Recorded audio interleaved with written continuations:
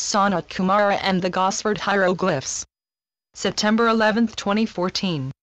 The work you do for humanity's evolution is more important than we can express, and you're encouraged to embrace your work when you could otherwise embrace material things that don't fill you with nearly as much satisfaction.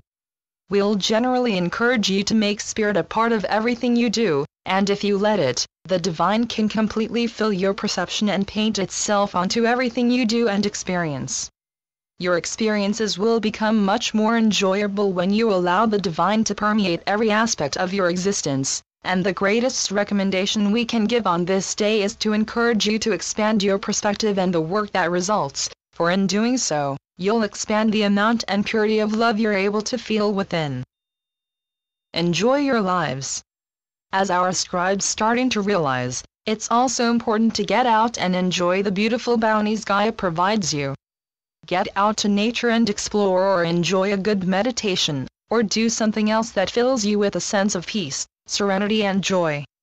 You're encouraged to find and pursue the things you enjoy the most, and as long as they don't work against your ascension path or spread a negative or damaging vibration, you can feel free to pursue them with as much passion as you'd pursue your creative work. Many of you are starting to find that your creativity is far more expanded than before, and the result is that you can pursue a wealth of different creative routes on any given day, and enjoy them as much as you'd enjoy any recreational activity. While work as it's currently seen on your planet is something that drags on one's sense of enjoyment, the work you have the potential to do will be far more enjoyable than you would have ever imagined possible. We continue to watch you work as hard as you can to bring yourselves and the rest of your planet into the light, and while there are some avenues the conscious public continues to falter in, you're soaring in others, and we couldn't be happier about this. We, your higher selves, guides, and the rest of the company of heaven, watch and appreciate all of the hard work you're doing, and we encourage you to keep your work freshened and lively. This is in part why we mentioned that you can explore other creative routes if the idea resonates with you, and you can even be creative in nature. Enjoy your creativity in a less inhibited setting than your homes.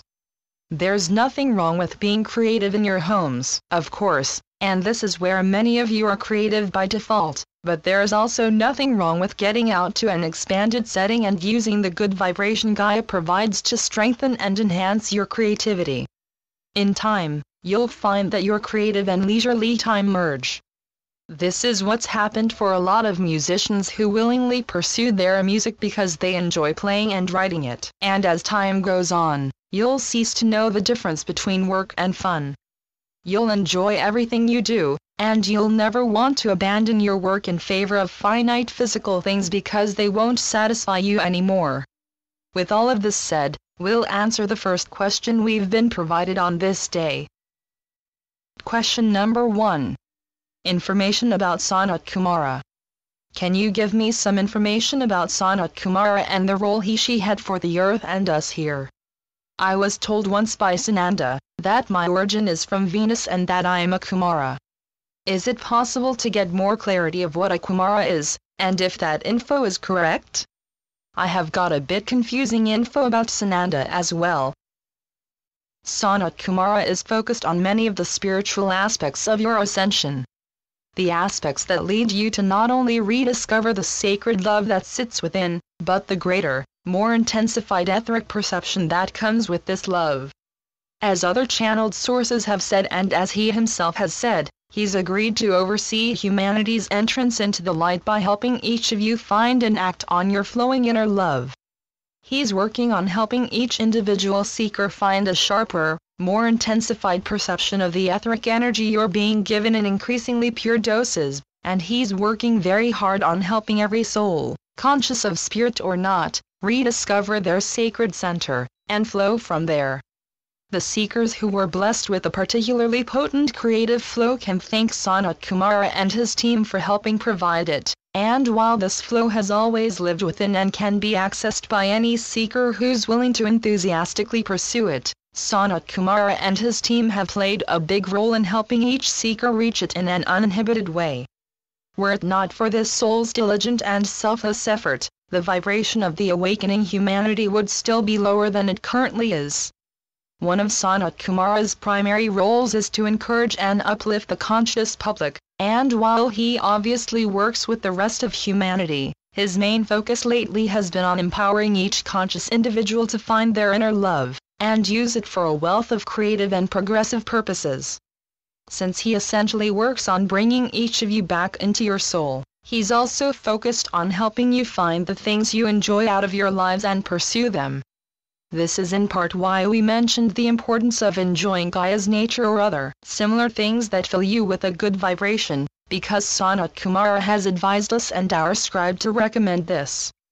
However difficult it could be to believe that specific higher dimensional souls not only exist, but perform specific roles in the ascension of your planet, and even communicate with each of your higher selves, this is so.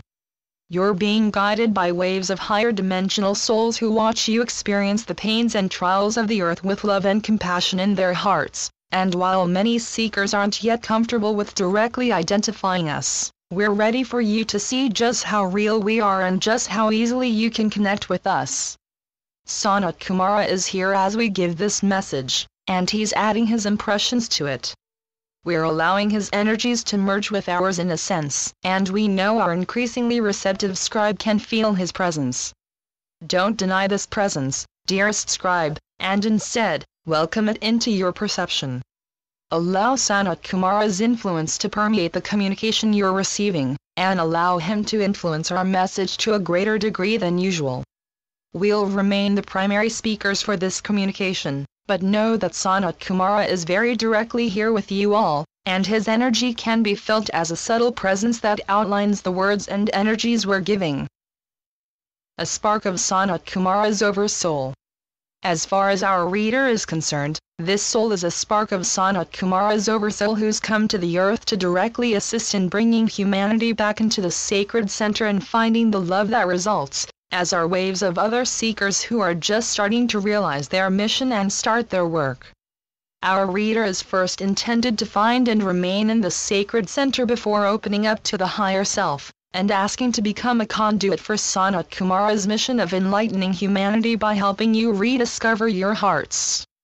Our reader will eventually connect with other sparks on earth who are also part of Sanat Kumara's Oversoul or who are Kumaras, as our reader was told, and a lot of seekers are on this specific mission. Our reader isn't alone in this unfolding quest, and every one of Sanat Kumara's sparks is encouraged to connect with him.